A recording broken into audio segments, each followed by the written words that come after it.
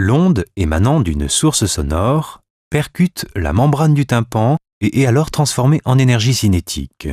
La vibration du tympan ainsi engendrée est ensuite transmise par l'intermédiaire des 3 osselets, à savoir le marteau, l'enclume et l'étrier, à l'oreille interne, où des récepteurs transforment à leur tour cette vibration en impulsion électrique. Ces impulsions parviennent ensuite au cerveau par l'intermédiaire du nerf auditif.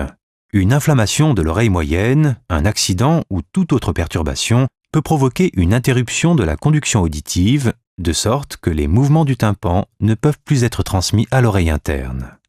Le plus souvent, on observe une atteinte de l'oreille moyenne. La surdité en résultant est appelée surdité de transmission ou surdité de l'oreille moyenne, puisque le fonctionnement de l'oreille interne est ici préservé.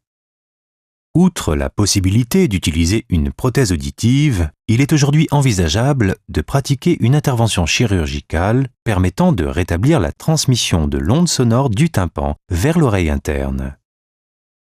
Pour cela, une prothèse spéciale est placée dans l'oreille moyenne afin de remplacer les osselets défaillants. Plusieurs prothèses existent, dont certaines au titane.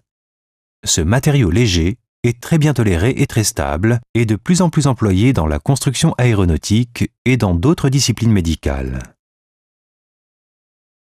Des procédés spéciaux de fabrication permettent d'adapter la prothèse stérilisée à la situation spécifique de l'oreille moyenne et de la fixer sur l'étrier. La prothèse est insérée sous le tympan, autant que possible dans la zone du manche du marteau.